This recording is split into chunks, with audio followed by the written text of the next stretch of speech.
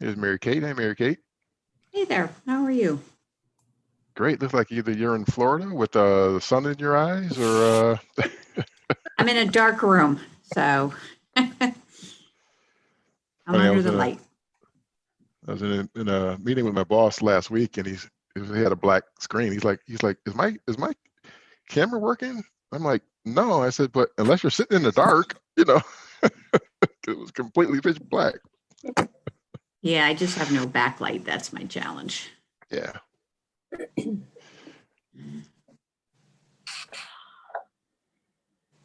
We're live.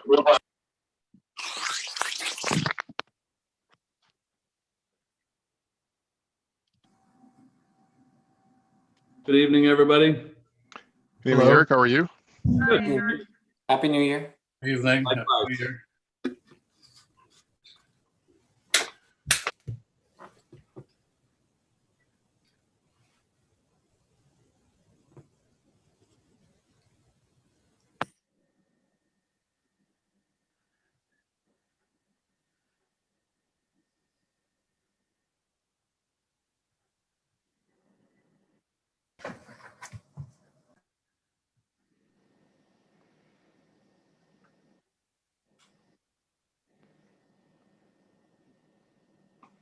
Hey, Jeff. That was the first time we actually saw you, Jeff.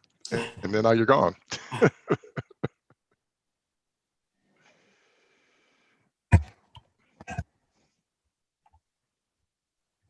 guess it's 5 o'clock. Who are we waiting for? Is Vicky on? We're missing Vicky, just Vicky. Okay. Oh, there's Janae Janae. just came in. Okay. The only one missing is Vicky. Okay. Hey, Janae, we'll give another minute or so, and then we can get going. Hello, everyone. Hello, Janae. Hello. Happy New Year. Hi, Janae. That's right. Thank you. Happy New Year, everyone. I forgot I saw some of you last week, but there's some of you I haven't seen yet. So Happy New Year, everyone. Happy New Year.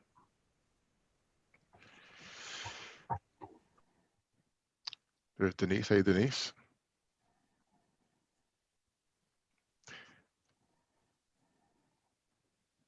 Still not Vicky, huh? See her.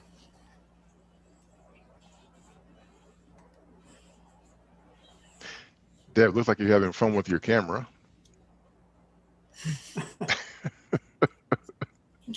I'm on my iPad because I'm in Boston and my brother's having back surgery, and I brought my laptop and the battery died. So I'm on my iPad. Oh. Where there's a will, there's a way. Yeah, right. Exactly. STCC employees know no bounds.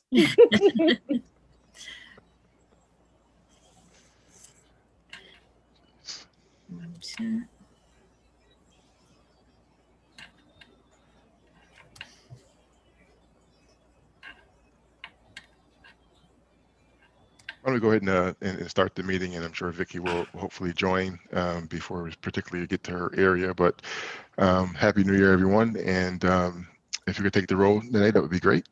Yes. Mary Kate Mirren. Here. Max Starks. Here. Vicky Krause. Erica Gopian. I'm here. Maurice Lindsay. Here. Jeff Sattler. Here. And Janae McDonald. Present. Thank you. Excellent. Thanks all. Again, Happy New Year. And why don't we start off with the fiscal year 2021 budget detail. Okay. Good evening, everybody. So we currently have 5.4 million at TD Bank. As things stand right now, if we end up with a 15% decline in enrollment for spring, we are projecting to end the year at just over 1.2 million in the bank. We still don't know exactly where we're going to land with spring enrollment when all is said and done, but that's what we're projecting at this time. Does anyone have any questions on this current cash flow projection? Nope, none for me. Any questions for any other community members? No. Okay, if you could just advance a couple slides, please. One more. One more. Keep going, please. Okay, right there.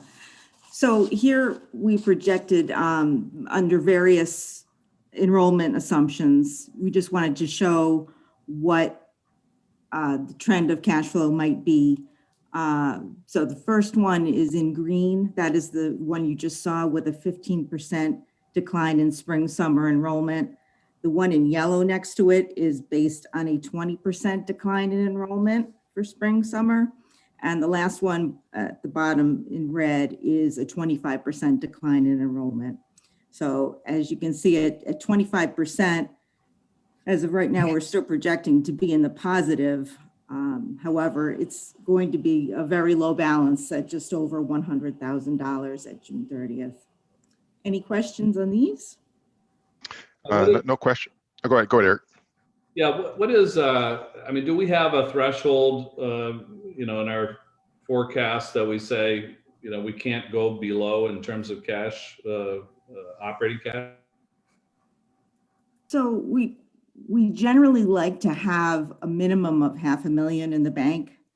That being said, it's more prudent to be able to have at least a year's worth plus a semester overall.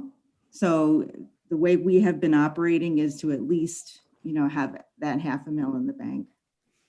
Yeah, and Eric, this is really a point in time, so we have seen this ebb and flow, down to something like this. But you figure, what happens the next month? Usually we get funding that will make that spike back up, So for me, it was encouraging to see that if you take it from 15% up to 25%, you're still in the black.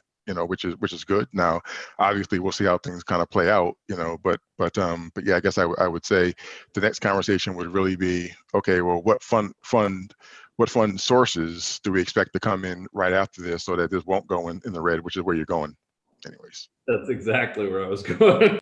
Yep.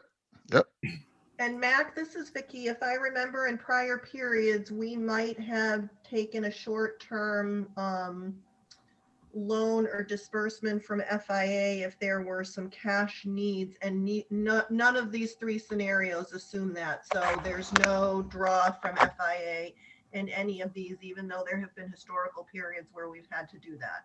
That's right. Vicki, are you intending to show your screen, because it's coming in blurry? Not. Okay. All right. Just I was giving Deb a hard time. I just want to make sure I was being spreading the wealth there. Excellent. Okay. Not everybody did their hair. You like you, Mac. Good point. Next Okay, on to Dorothy, Jason for the budget update. Any other questions, Dorothy, before we move on? No? Okay. Thank you, Dorothy. Appreciate it. Sure. Revenue and spending for Jason. Thank you, everybody. John, can we scroll down about 3 slides to the tuition and fee projection? Maybe right there. Thank you. So the previous slides basically summarize some variances between budget and our forecast, which I will talk to, but I wanted to talk about this slide first. This is pretty interesting because it shows you where our tuition and fee projections will be if we come in at 15% all the way down to 25%. So you can see at 15%, we're at about $20 million. If we come in at, say, 19%, then that's $19,915,000, which is about $422,000 less than that 15%. So it is just kind of interesting to see this, how the decline in enrollment will affect the revenue by each percentage point. So we just wanted to show that to everybody for reference so that you could see that. Any questions on this slide? None for me. All right, great. Can we move to the next slide, please? So this is the revenue and spending report, as you've all seen before. One of the things that we did different in this is, per Trustee Stark's recommendation at the last meeting, we put a column in there under Roman numeral 2, and that is for the December FY20 actual, so that you can compare the FY20 December expenses to the FY21, so that you guys have that for reference. One of the other things that I wanted to talk about that's changed since last time is we have confirmed that the state appropriation is level to last year. So they restored that $1.13 million, which is very helpful. Then we look at the student fee revenue, and basically as of today, we're at 20.6% down for the spring semester. So that puts us more in line with, being 19% down. And we have multiple forecasts on this report. Our base forecast 1 was 15% down for spring. Then we had a forecast for 19% down, and then one for 25% down. So as of right now, we're closer to that 19%. We are hoping that it'll come down to 15. But either way, it's trending that we're not up towards that 25%. So that's a good thing. Hey, Eric, I'm having a hard time following you. What column are you referring to when you're talking about these 19 and 25%? Oh, sure. So that would be column Roman numeral 10 and 11. Okay. Oh, so the 19% is not on the page anywhere. Yes, it's okay. It says fall is 16% down and spring is 19%, right above where it says. Oh, I got you. Okay, I'm with you. Sorry, it's kind of small. Okay. No problem. It's on my iPad. I'm trying to blow it up here.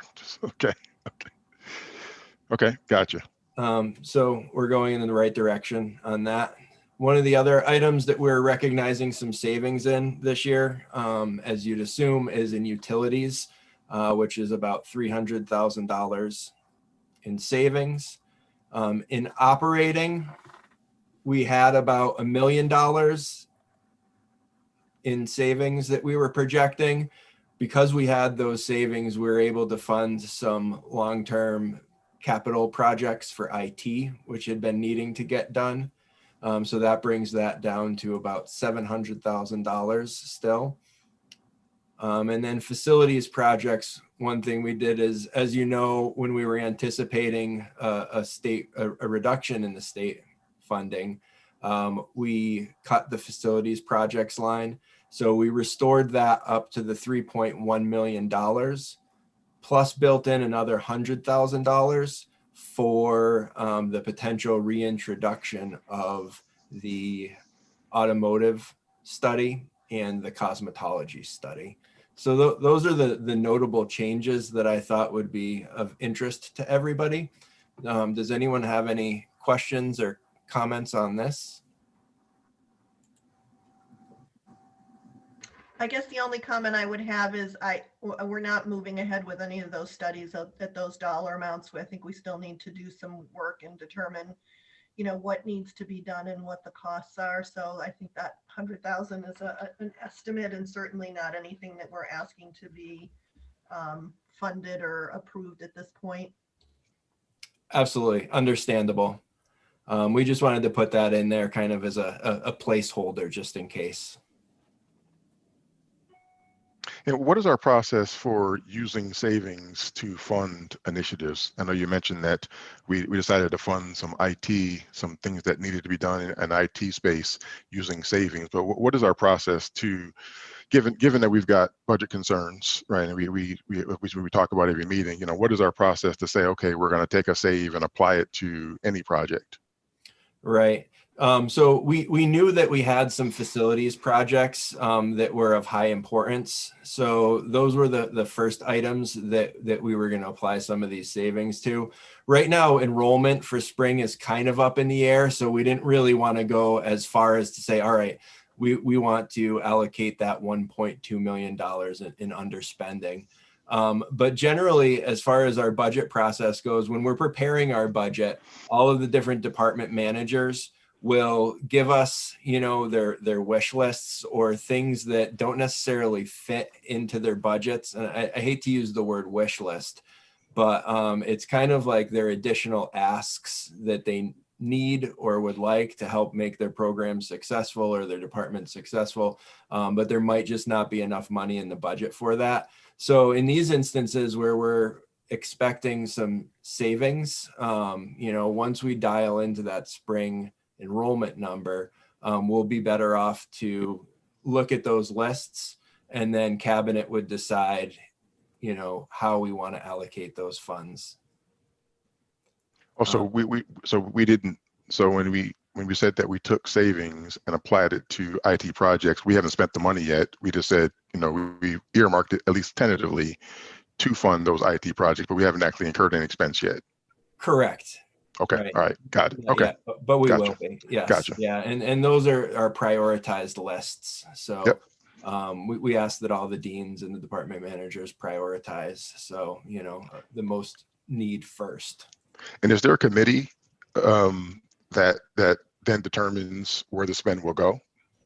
No, that would be on the VP level. The VPs would work with their staffs to, based on the priority lists, and decide what is the most important. And who makes up the VPs? That would be Darcy Kemp, Jerry DeBurley.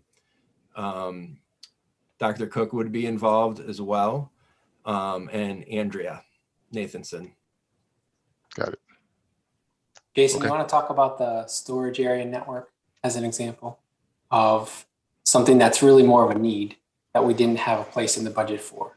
Sure. And Absolutely. how to sort of show that this is really not as discretionary as it sounds. Right. For a trustee. So one thing that was, a bit of a liability is that we didn't have adequate redundancy in our storage on campus for IT.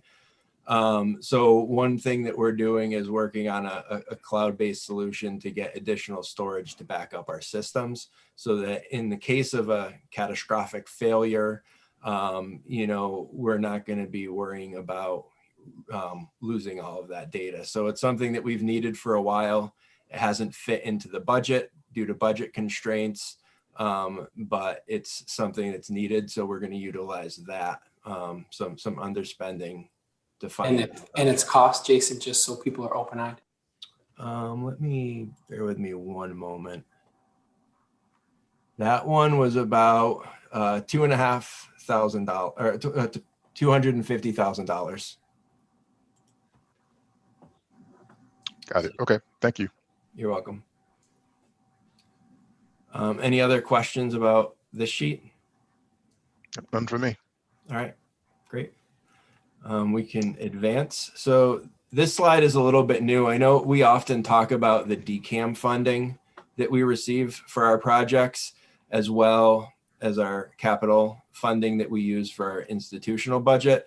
So we thought it would be nice to show everybody this slide that shows the spending from FY19, FY20, what we have projected this year and for next year.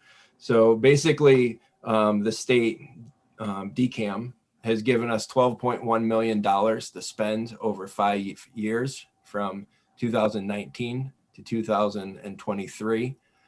So this is, in addition to our $3.1 million, additional funds that go into the infrastructure, which just emphasizes, how costly our infrastructure really is to maintain.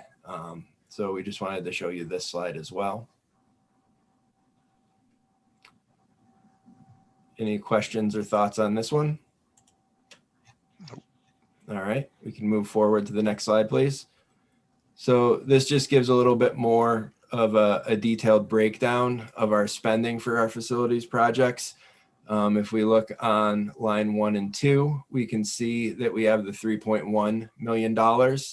And then the roll forward from last year for projects that hadn't been spent yet, that was about $2 million to give us about $5.1 million. Then we have our spending of $670,000 that we have year to date.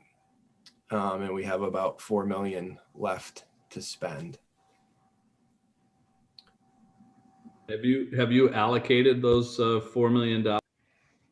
Yes, that's part of the 5-year capital plan that Deb has. So she has a breakdown for each fiscal year of kind of the intent to spend that money.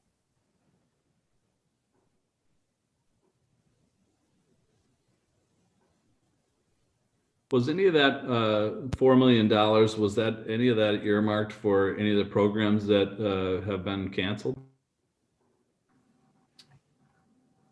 Deb, do you want to answer that, or do you want me to answer that? I can answer that. Okay. So the $4 million that we have from DCAM is for deferred maintenance only. It doesn't address any of the program requirements. Understood, but the deferred maintenance, is it specific, is any of that money specific to areas of the college that in which we teach those programs? Yeah, there is a big project for building 2, which is a follow-up to the exterior brickwork that was done on 17 and 13. And then there's also, I'm trying to think because I don't have this right in front of me, but there's also some work being done in building 2 and 17 labs to bring those up to code. So that one is more of a direct impact on the students in the classrooms. And we also have, let's see, what do we have going on? A lot of it is more infrastructure projects. So electrical panel upgrades and catch basins and those types of things. Jason, do we have a list of the DCAM projects? Yes. Yep. So that one would be for FY21. It looks like we've got some building 2 masonry, like Deb said. Building 32 roof is a big one. Well, that one we just added. Building 17 HVAC. And then we had some more in building 2, the AHU and VAV replacements. And those certified studies just got approved. So we're hoping we'll be able to start some of that work next year. So I think Trustee Hagopian's direct question though is, are any of those funds directly attributable to the discontinued programs? Okay, so not directly, no. Okay. The building 17, some of them are in building 17. Cosmetology was in building 27. That one's not, there's no work allocated for that building at all. And then the majority of the other programs are in 2 and 17. So those 2 that we talked about with the HVAC and the brickwork, those would impact them, but not directly. It's really the building space. Thank you. All right. Okay. Any other questions on this? Okay. Okay. If we can advance. So next we have the FY21 first quarter trust fund and vendor expenditure report. Dorothy. So here's our typical first quarter trust fund report showing the various activity in the general education trust fund, health trust fund, and capital improvement trust fund. John, if you would advance a couple of slides. And then we have our vendor expenditure reports for expenditures over the $20,000 threshold. It's pretty much standard reporting. Does anyone have any questions? Yeah, were there any oddities in any of these trust funds that we should be aware of?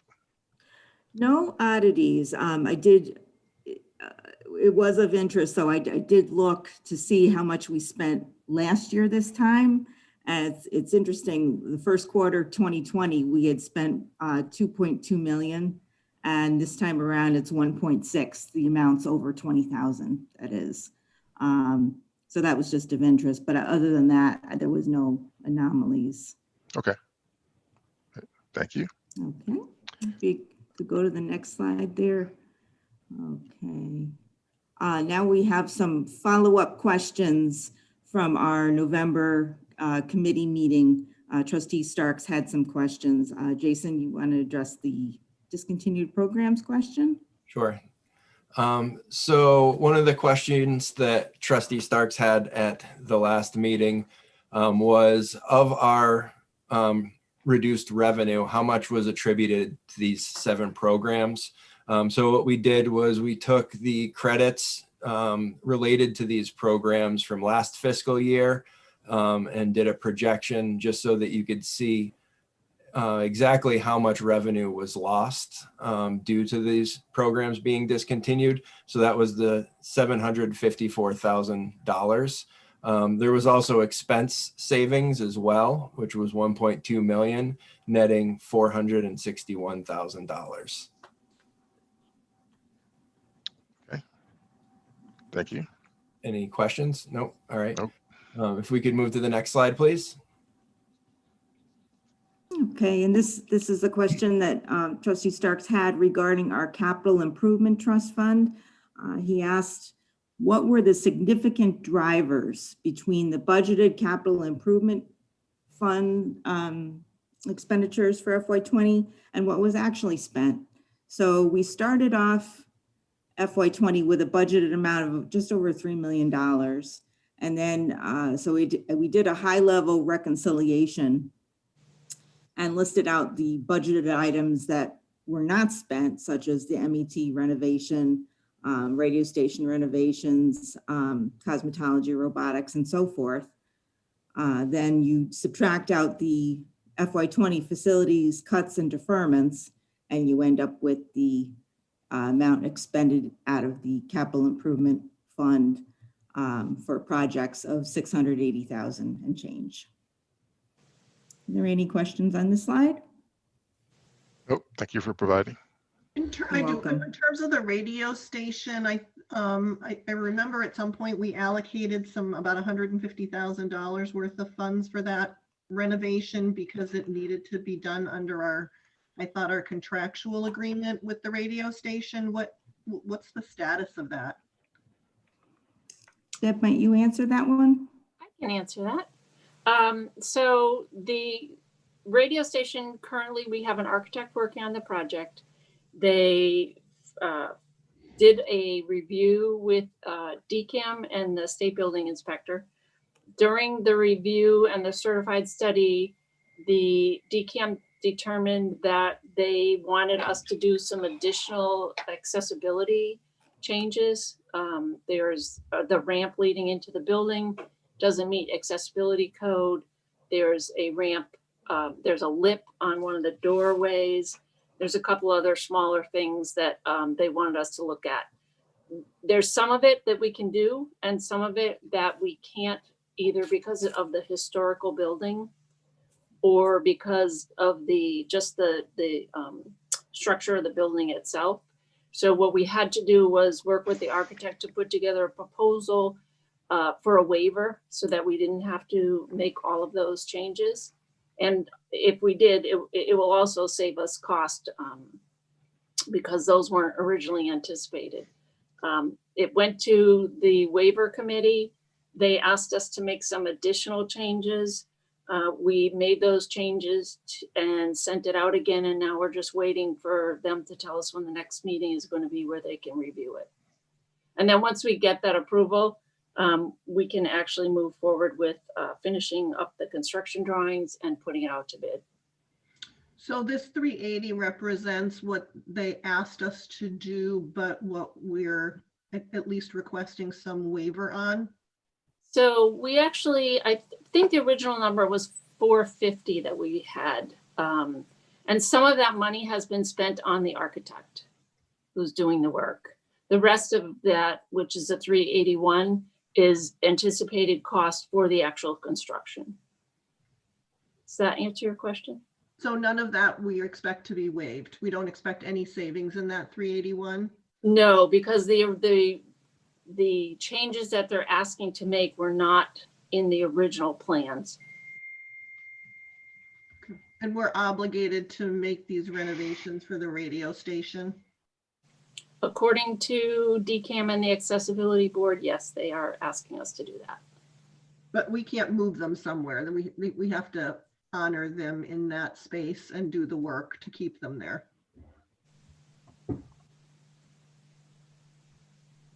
I'm not sure. Let me have Denise answer that question. Okay. Sure. So good evening, Trustee Krause. So probably about 2 years ago, right when I had come on, we had some conversations with the radio station about relocating them to one of the houses that sits on the side of the college that sort of faces that's on the same side as State Street. And so they did not necessarily feel that the location that was being presented to them was adequate.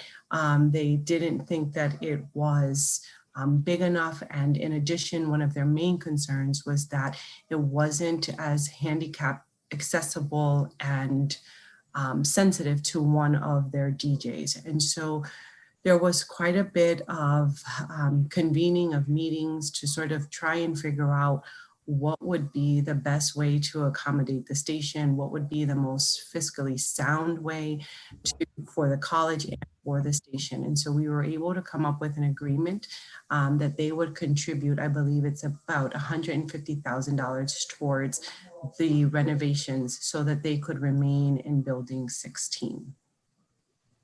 Okay, so they're committed to fund 150 of the 381. Yes, ma'am.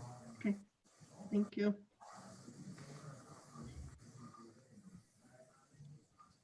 Okay. Right. If we can advance down one more slide to the preliminary outlook of FY22.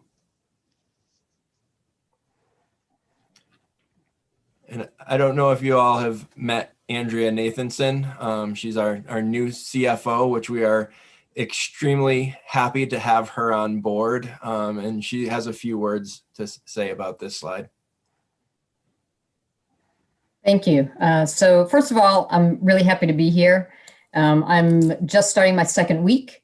So, I'm getting to know everyone, becoming familiar with the financial situation. So, as I get up to speed, I'm really looking to the future and thinking ahead to the FY22 budget process. So today I just wanted to share some preliminary assumptions about, this isn't presenting you with a draft budget for 22. It's really, taking a first look together so we can set the stage for collaborating over the next 5 months as we work on the 22 budget and working to close an anticipated budget gap. So you'll notice there was a slide. A similar slide was in your packet. You might notice this is a little bit different. I took a look at the original slide and asked to just change it to be closer to the way my brain works. So I hope that's okay with you. But we can, I'll go through this, and if you have any questions at a high level, I can probably answer. If it's anything detailed, I'll ask my colleagues to jump in. So, but we just really want to, just take a first look at what we're sort of facing as we enter the budget process.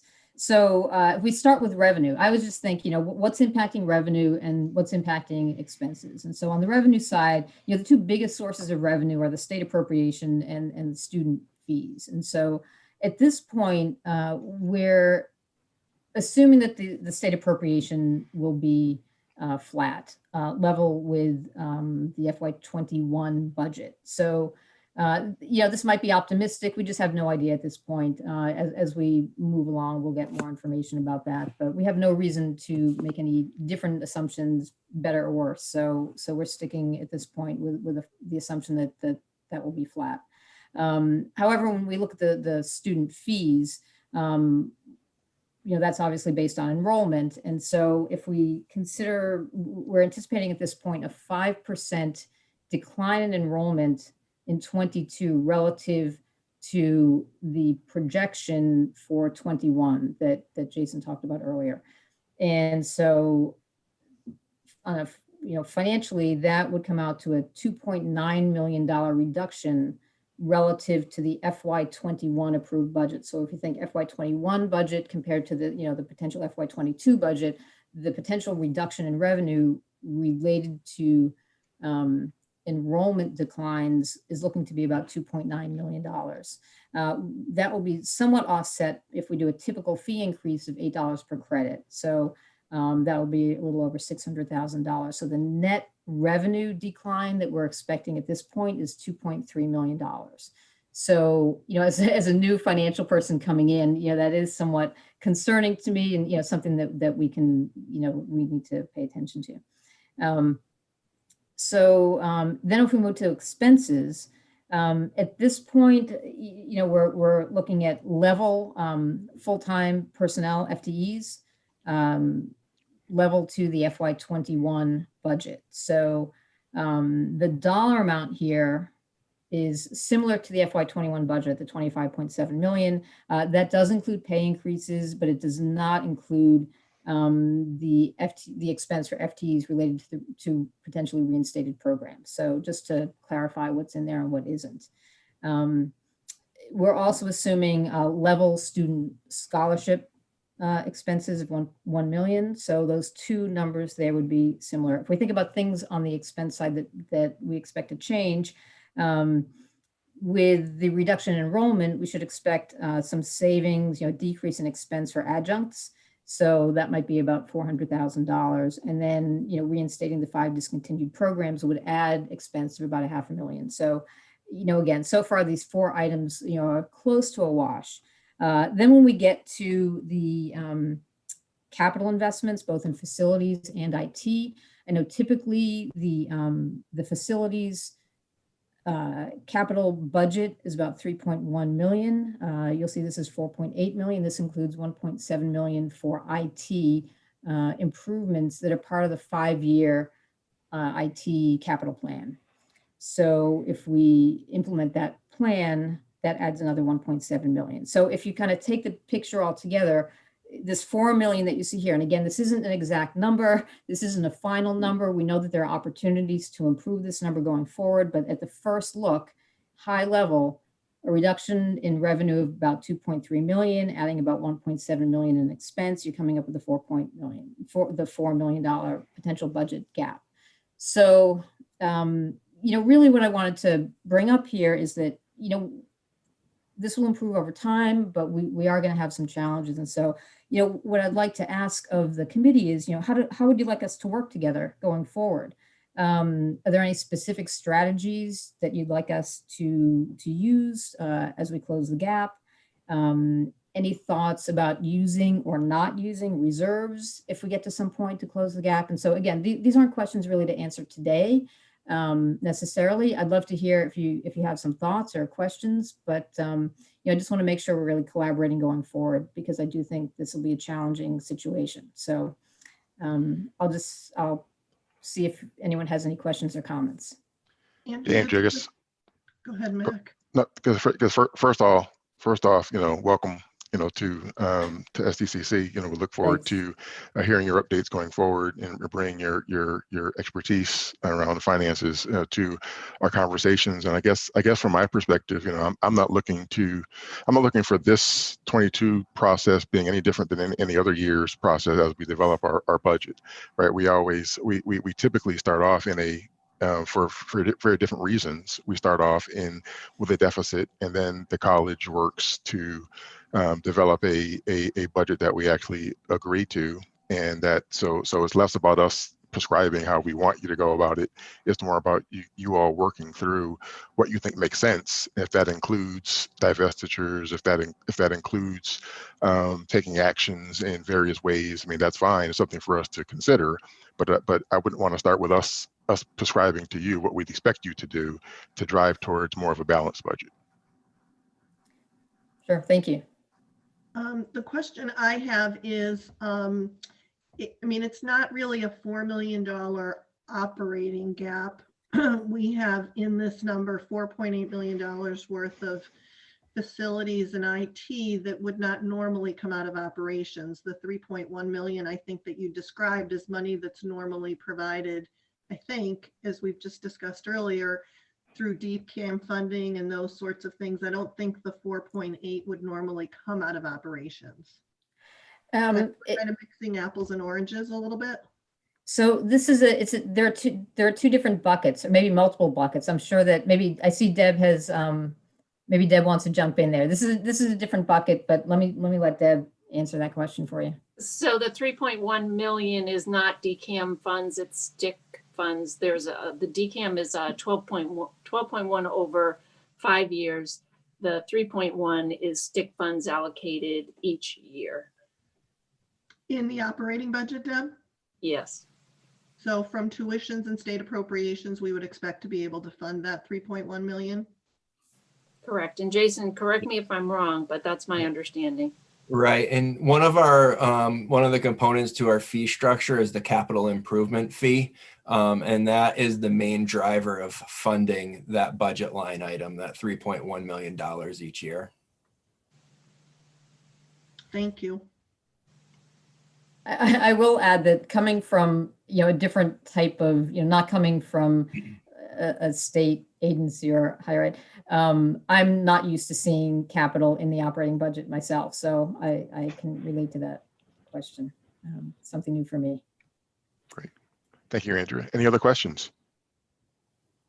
Andrew, this is Jeff Sattler. Nice to meet you informally. Hopefully we'll meet sometime soon.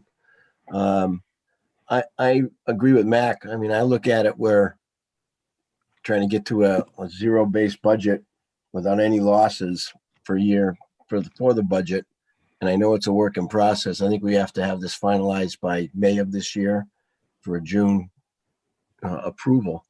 But what is the thought right now looking at the reduction in enrollment by only 5% from this year into next year? There's a lot going to happen in the next 5 months, hopefully with the vaccine and the virus somewhat being stabilized. But of the capital expenditures and especially the IT, what does that consist of? What is the breakdown of the use of funds for that 4.8 million specifically? And is there any third-party review of that kind of analysis like we did before for cost savings? I'm just curious on $1.7 million in IT costs for this year alone. What does that consist of? That's a huge number. Sure. Well, I know Mary is on the call. I don't mind speaking on this, but if she wanted to speak on it, I'd be happy to turn it over to her, but I don't mind at all. Sure, I can jump in. So we have various areas that we have deferred maintenance. And so we have switches, servers. You heard about the SAN project. We have computers. We also have some applications that needed to be upgraded, which then would require new equipment. So this is part of, this year there's a 5-year plan. And typically, again, I'm new, so I, just starting in September, but it appears that, most of the IT spending was done more on a, I guess I would say a reactive when, waiting for things to break and then, repairing them sort of in the middle of a semester type thing. So this budget really has been developed to catch up on a lot of the deferred maintenance and older equipment that either can't be upgraded and, is a security risk and needs to be patched or, totally replaced. So Mary, let me just jump in just by way of reintroduction to the committee. This is Mary Kozlowskis, right? Our CIO and Assistant Vice President. So again, just want to do well by making sure you're teed up there, Mary, but please do continue. Thank you. So I believe we've done 2 or 3 buildings this year of switch replacements. And so, each of these buildings had roughly, I think 6 to 8 switches. So you're looking at, a project like that, just around $100,000 per building. We also had a large expenditure this year for replacing computers. A lot of it was due to COVID too, the pivot of, having people go remotely. And so they had desktops on their in their office, but now all of a sudden they need laptops. Trying to replace computers that need to be upgraded, security flaws from Windows 7 to Windows 10, couple of older applications that had to be replaced and updated. So, I'd be happy to talk, in more detail if you want information on specific areas, but that's typically what it is. It's servers, switches, applications, computers, so it's everything together.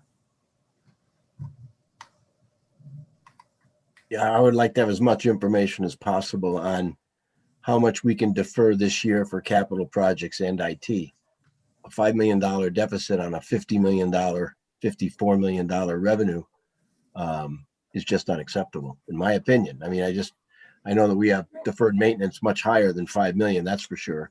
But, you know, to expense $5 million in capital improvements while we're swimming in a huge deficit, I think it has to be proven without a shadow of a doubt that it's absolutely needed, from my opinion.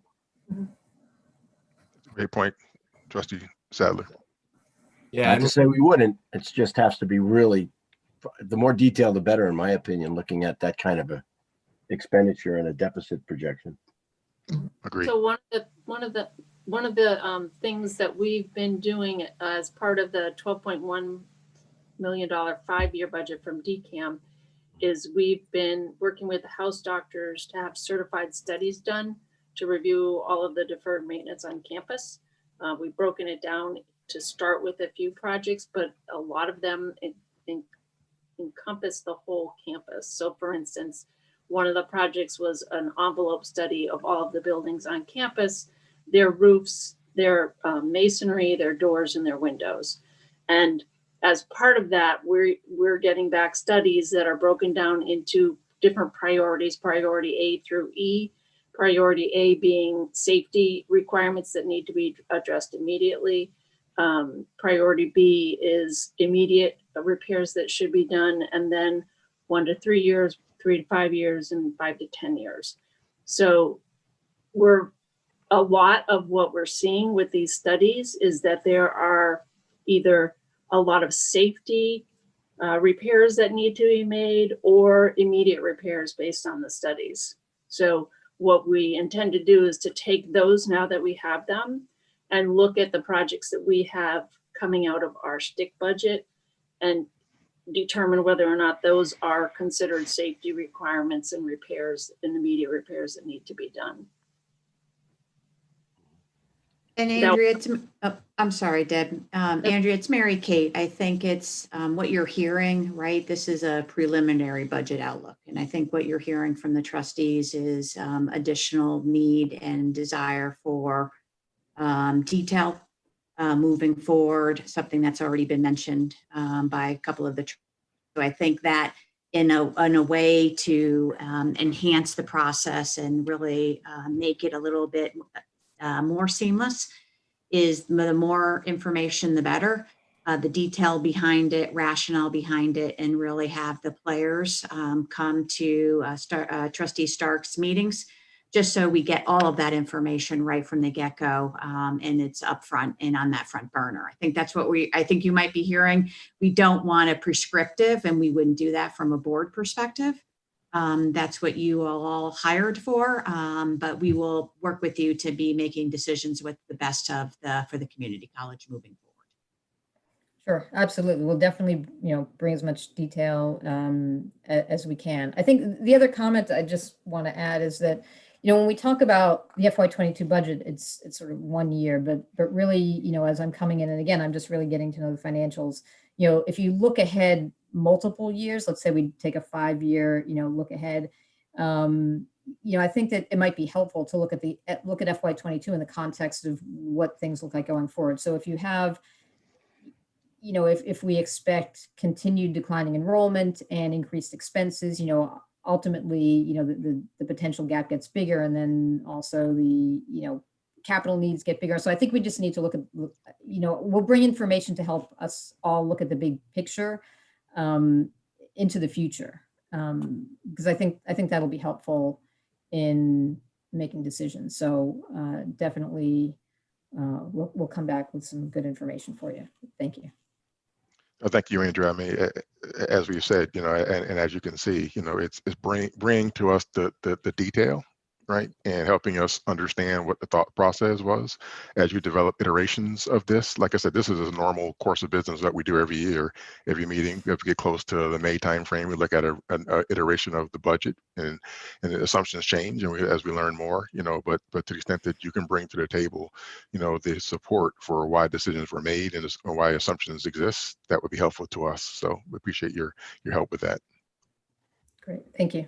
Okay, thank you, and welcome again. Thanks. And moving on, Ad Hoc Committee on Program Discontinuations. All right. So this is just a little bit of background information about what it would cost to reintroduce the 5 programs. Trustee Starks, I believe you were interested in this information. So basically just looking at the totals of the 5 programs, the total annual expenses for FY22 would be $507,000. There are a few upgrades that could potentially be on the table to enhance the programs. For example, some equipment for landscaping to potentially add a hydroponics component, as well as some greenhouse upgrades and related costs. And then we also added a component of advertising as a potential expense as well, to ensure that the programs are given the best opportunity they can to achieve the most enrollment, to hopefully generate more interest in the programs, as well as boost the enrollment. So you kind of have a high and low. So the most it would cost if we chose to do those improvements would be $662,000. If we chose to just bring it back as is, it would be $507,000. If we go to the next section and we look at that top line, the annual expenses all the way to the right, it shows you that $507,000 again. And that would be offset by the tuition and fee revenue of $269,000. And that's based on having 15 students taking 12 credits per semester in dental assisting and 10 students taking 9 credits per semester in the other programs in this reintroduction year. So that would bring the net loss to $237,000. If we were to add the additional $155,000 for upgrades, it would bring the net loss to $392,000. So that's the basis for what it would cost in FY22 to bring those programs back. Obviously FY23, if there was, expanded interest in the programs, the costs could vary. But we just wanted to share that with you. Any questions on this? So is there supposed to be a vote at our meeting today to bring this to the full board for approval to based upon these figures to reinstate these 5 programs? Yes, there is. I'm not really sure what the purpose of this slide was, Mac, but I guess, there was information presented to the ad hoc committee, and during those meetings, things were reviewed and a decision was made to be presented today to Ways and Means for presentation to the full board to reinstate these 5 programs based on that information. I guess my commentary here is that the information that was given to the ad hoc committee differs slightly from the information that's presented here. We did not make that decision based on things like hydroponics being added. So these additional costs were not included. It was a suggestion that could add to potential enrollment and interest for the program, but it doesn't exist today, and it was not anything that we were relying on in terms of the return of the program. The advertising, which makes sense, but also was not part of the budget when we talked about that at the ad hoc committee. And I don't know how that would be specifically allocated just to these programs rather than part of the overall school's advertising budget. And I guess the only other comment that I would make is that these assumptions of 10 students in the other programs outside of dental assisting are substantially lower in most cases than the actual head count that was provided to the ad hoc committee by semester for these programs, which was higher in every instance. So, you know, this is interesting information, but varies a little bit from what was presented to the committee and on which we made the decision. And we will later be recommending that those 5 programs be reinstated, and that the board, the Ways and Means, you know, recommend to the board reinstating the 5 programs for next fiscal year. Yeah, I do think this information is helpful because as a person who is not part of the ad hoc, I'd like to see this information. And as was stated, right, these equipment upgrades or advertising were just put in there as a way to potentially improve the programs, and in no way are they done deals, right? It's just an opportunity to see if the students, if the vote to in Ways and Means to bring it to the full board, it's just another opportunity to put everything on the plate that can best make our students be successful in these programs as they come back. And was there not conversation at the last meeting or somewhat of a presentation at the last meeting about folding in 2 of these programs together into one another? Was it biotech and biomed, or am I mistaken? I don't recall that. I don't recall them being put together either. I think it was one of the suggestions in information about that program, but I don't remember that we agreed to vote the reinstatement of these based on them being put together. I think it was just some information provided, but they are 2 separate programs at this point. Okay, thank you for that clarification. I just thought since it had been brought up, and since this information was kind of re-brought up and also in a different format, I think I almost expected to see what that would look like, but that's fine. Thank you.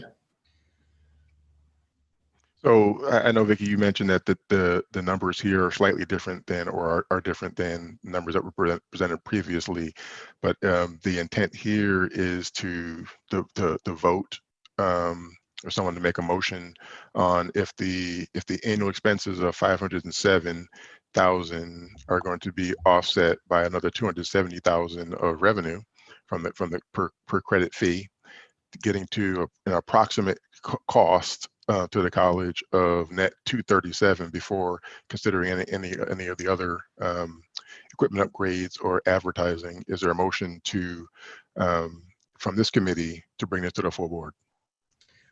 So Nanette, is this where you were planning that in the process? I know they're in the agenda. I thought we were going to do that later on, but I'm happy to do it now. This was here as information that was being presented, but I didn't think it was for that vote. But if I'm wrong, we can certainly do it now. Yes. And I didn't see it later in the package for for a vote. Yes, if Dr. Cook can step in on this one. Yeah, we didn't know exactly how you wanted to frame it. So even Mac, if you just have someone move what you just said, we can help put that motion in front of the full board of trustees, right?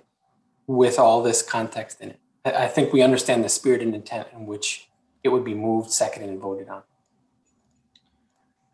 So I guess just for clarification, the ad hoc committee did specifically in its minutes, I think, which are attached to the information here, vote to recommend to Ways and Means to reinstate these 5 programs. And there were 7 members of the committee present at that time. 5 voted in favor. 1 was needed to leave before the vote took place, and there was 1 dissenting vote. So in a sort of, I guess, 5-1 vote, the ad hoc committee was recommending that the 5 programs be reinstated based on the information that had been provided during the multiple meetings to discuss this issue and the presentations made.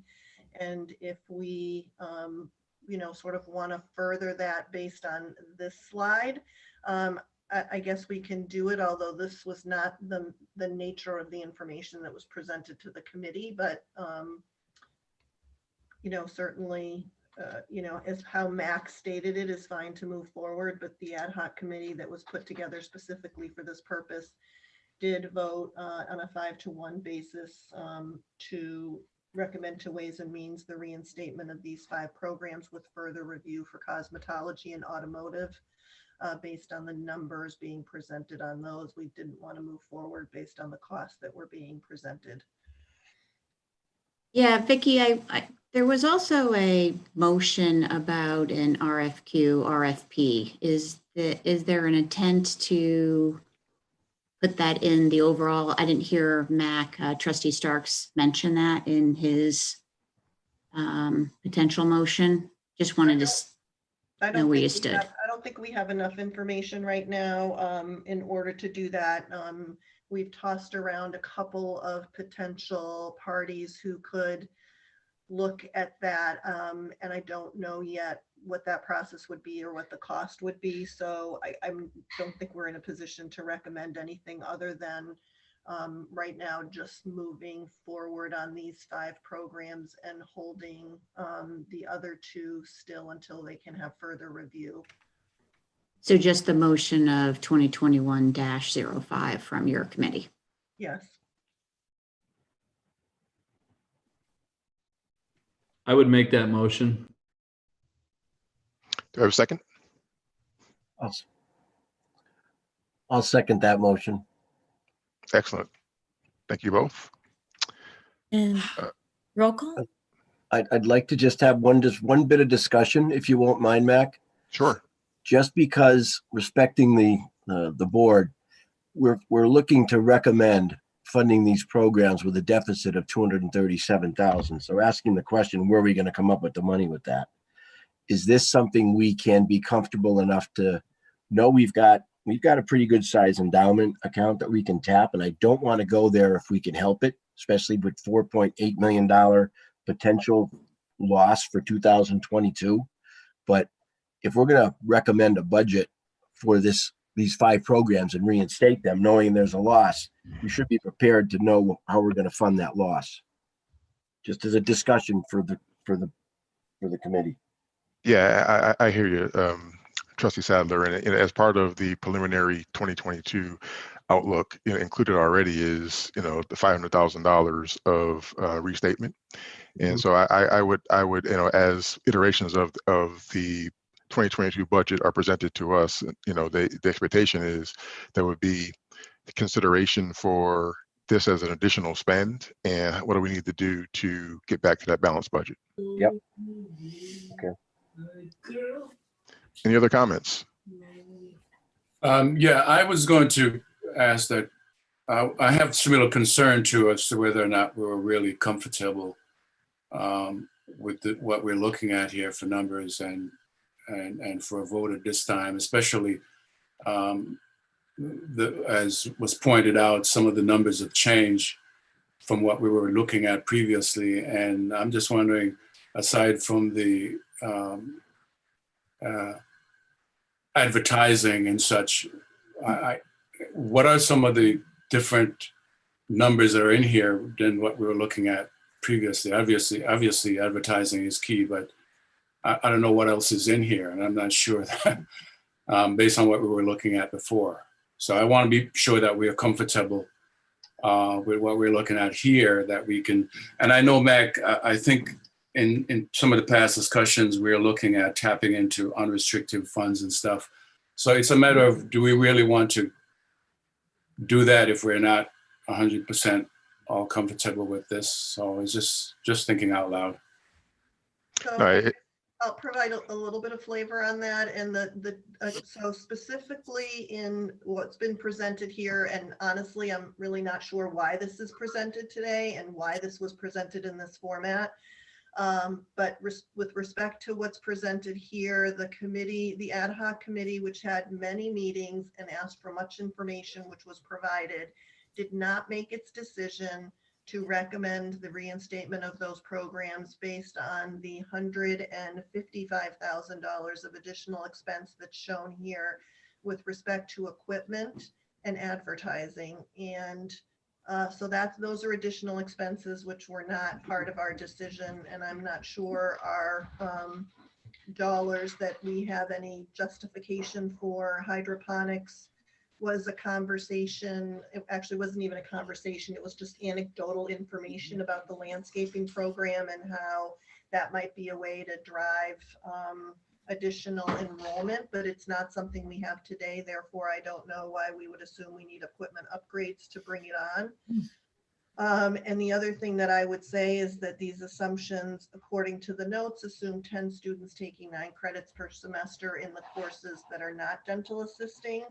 And in the information that I have in front of me from our November meeting that detailed enrollment by semester for each of these programs, in every case other than the fall of 2018, in biomedical technology, enrollment in every semester was greater than 10 students. So I don't know how we got to that number.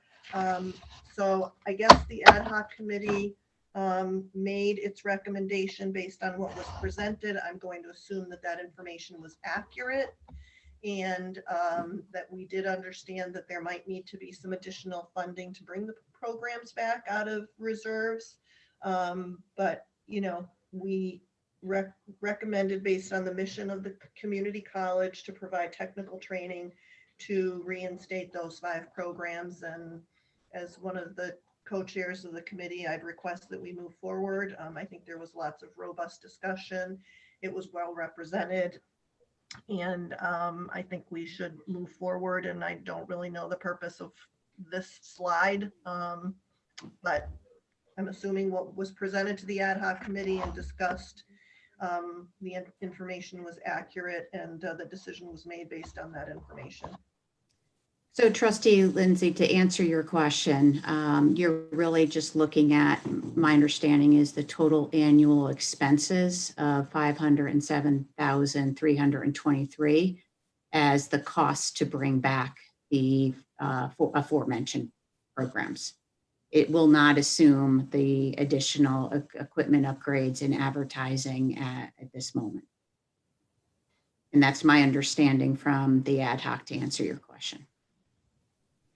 And Okay, Trustee Lindsay, we're not looking to fund this today. This is something that will take place for 2022, right? So it'll be part of the budgeting process that we'll go through, and we will hopefully finalize the budget in the May timeframe.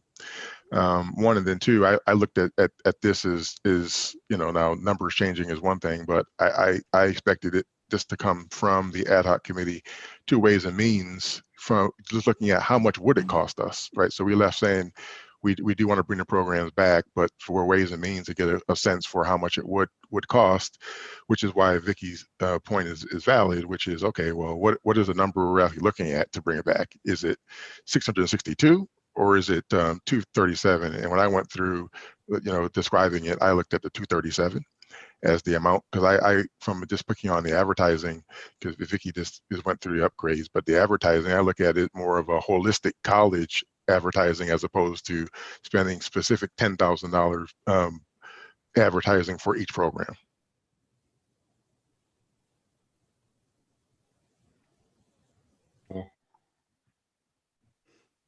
Any other comments, questions? The way that I understand it was the motion was to bring it out of this committee into the overall board discussion. So that's correct. No action necessarily, other than to bring it out of committee. That's correct. That's right. That's right. Yep.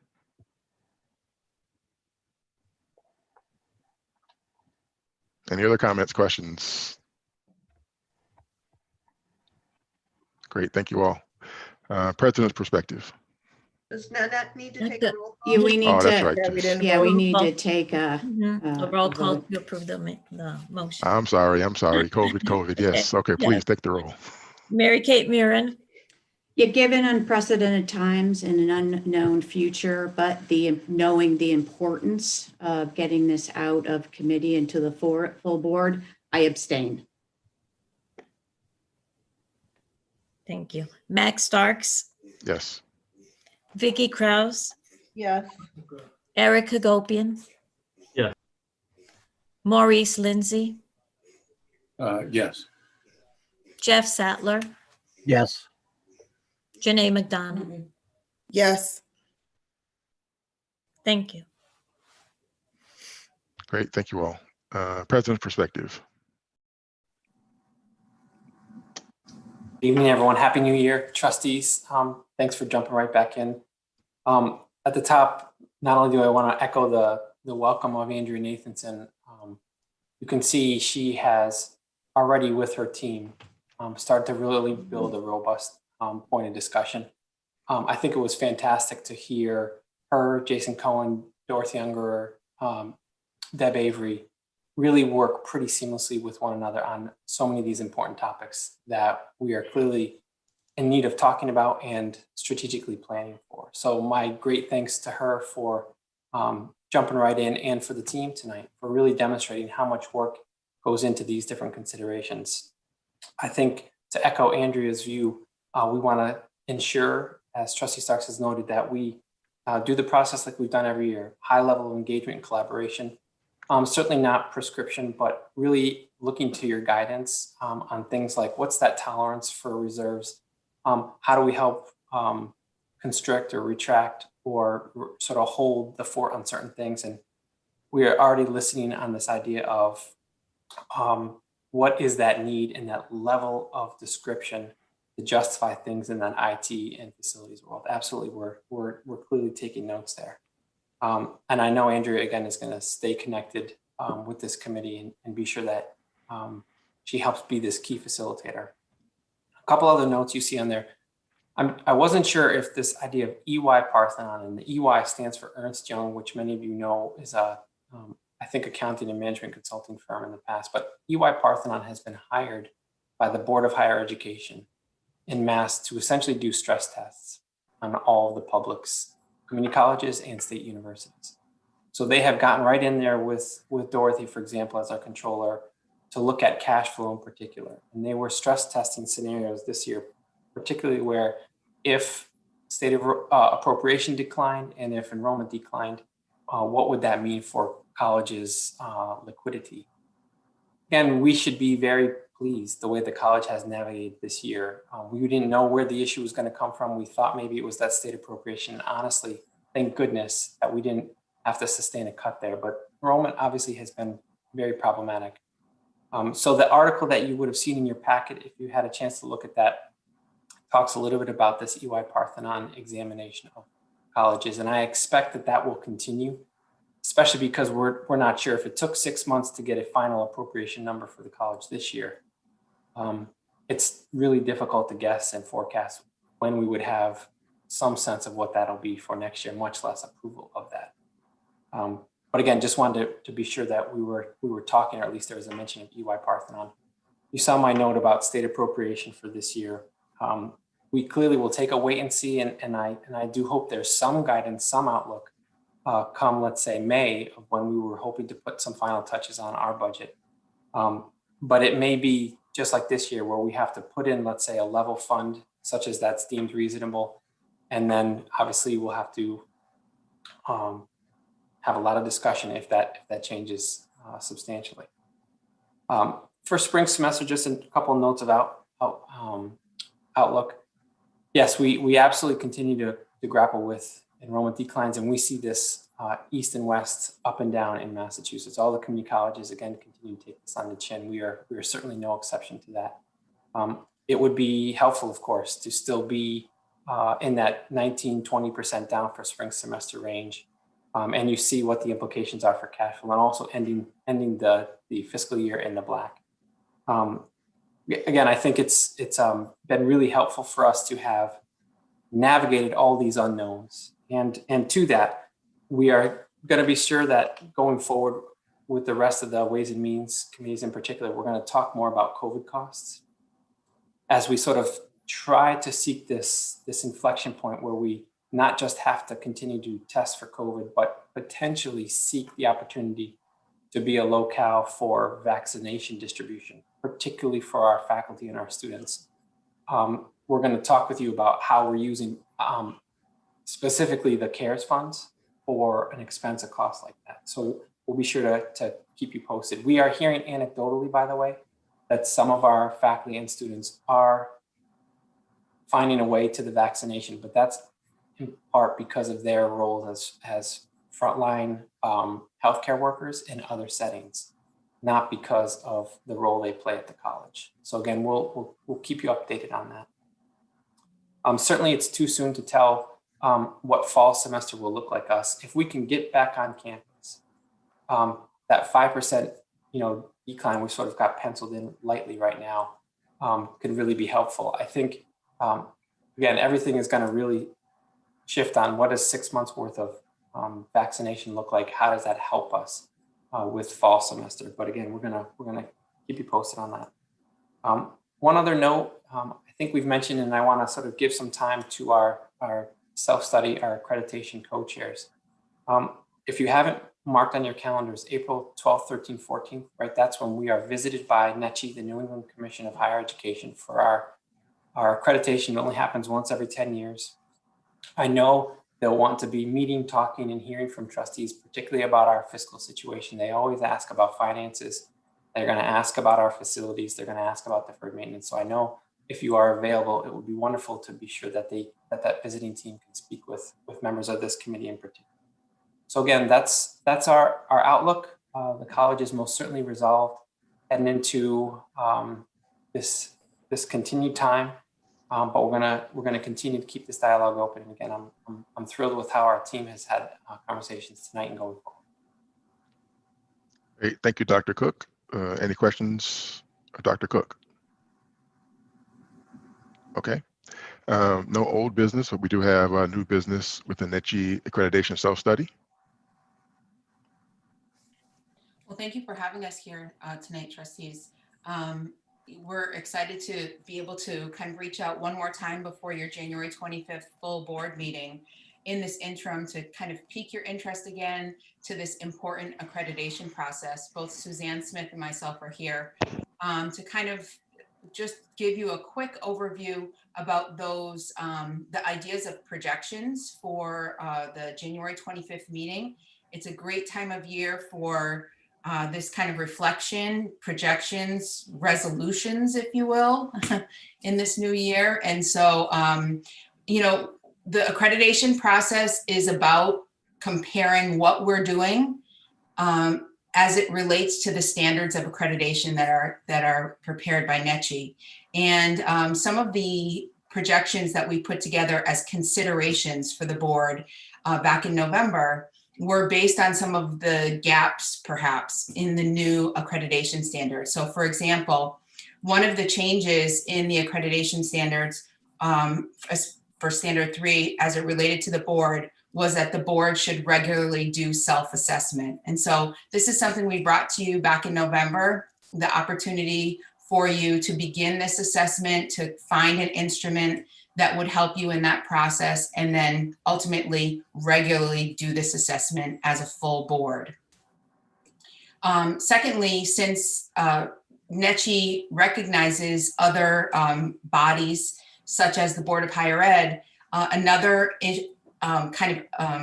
projection would be the periodic review of the CEO and ensuring that that comprehensive review is done as it relates to the BHE's ask. And then finally, we have seen this kind of shared governance commitment to improve communication and improve the shared governance process. And one of the things that we brought forward to the board was the opportunity for the board to make a commitment about improving channels of communication, and whatever that looks like, as the board would require, to be able to bring the campus voice into some of your meetings so that you can hear not only some of that input, but then also use that to inform you during decision making.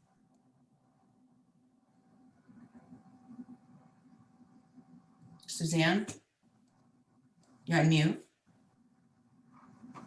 Yes, hi, good evening. I would just like to add something about the self-evaluation. So some resources that you have available to you are sample self-evaluations done by Quinn Sigamond and Community College and Bristol Community College. And as well, NECHI has added some additional requirement to their standard. And so they're requiring that there be an external perspective. So when we asked about what this means, does it mean external to the Board of Trustees, but still part of the campus community, or does it mean external to the college? They actually said it depends, and it's really up to the Board of Trustees to figure out what works best for them. But a couple of examples of what an external perspective is when you're doing a self-assessment.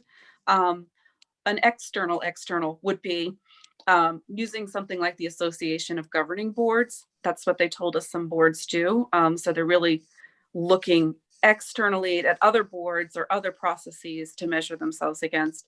But an example of getting an external perspective from within the college might be something like the governance survey that was done as part of Standard 3. So that was put out by the Standard 3 committee to all employees at the campus, asking about things like accountability and trust and governance, and how connected people feel to the strategic plan, communication. And so that's an example of getting an external perspective. There's a copy of that instrument that has been sent to Trustee Murin. So that'll be available to you as a resource as you think about, okay, what do we want to say that we want to commit to in terms of how we'll do a self-assessment. You don't have to have that done. You have to have a commitment that, you know, says that you're going to do it and how. I think that's it. The other thing I wanted to say is that the draft of the Standard 3, which is about governance and has a section all about the governing board, that will be sent to you with the draft of the entire self-study, and you'll get that next Monday on the 18th. And I just wanted to urge you to read that section about governance. It includes projections that have already been written with input from cabinet and some faculty members that were represented on our advisory board. So that's what we're really looking for you to come up with, is the language that you would put in from your perspective that would cover these areas of communication, board self-evaluation, evaluation of CEO. So just want to urge you to engage with that document, because I think this will be the last chance at this January 25th meeting to finalize that language, as the document will be going out at mid-February. Yeah, and just so everyone knows, Trustee McDonald and I met with Chris and Sue on December 23rd and talked about the projections, talked about some opportunities for enhancements moving forward, and of course, the inclusion of the standards of 3.9 and 3.10. Specifically, right? And then 3.19 basically is written, and we will agree to that one. It will be included. And so Trustee McDonald and I took a shot on some of the wordsmithing, and we'll get that to the committee members and include it into the packet for the board, so we can have a discussion about that and some alignment of what we're going to commit to moving forward as part of the overall report that needs to be submitted on February 14th. So some good news there that we did align internally just between Trustee McDonald and myself, but we got to get a little bit more feedback and from others. Janae, did I miss anything in that very quick overview? No, you covered that. I would also add, the expectation of some of the wordsmithing includes addressing some of the areas, or the description of the subcommittees in the bylaws is also one. I know that the shared governance with the AUC is also really important, but just to make sure that we're giving some more definition to our committees, informing that as well. Yeah, thank you so much, because that was some of the feedback we received from other trustees. So we're going to be doing some of that project moving forward and meeting the expectations of the projections as before we submit our final report. Great, thank you. Yeah, thank you all very much. Anything else on this? Okay, Just if great. you had any questions, we'd be willing to answer them, or? None for me. Any other questions from anyone else? No, I think we're good. We'll get the wordsmithing to everyone from Trustee McDonald and I, and then we'll see what type of feedback comes back, but we'll meet that deadline without a challenge. Excellent. Great. Thanks. Moving on to our next meeting is February 8th, 2021. And I'd like to take the roll to adjourn the meeting. Yes. Mary Kate Murin, Yes. Max Starks, Yes. Vicky Kraus. Vicky Kraus. Yes, sorry, I was on mute. Okay. Erica Gopian, Yeah. Maurice Lindsay, Yes. Jeff Sattler, Yes. and Janae McDonald. Yes. Thank you. Great. Thank you, Nene. Thank you all. And have a happy new year, all. Thank you.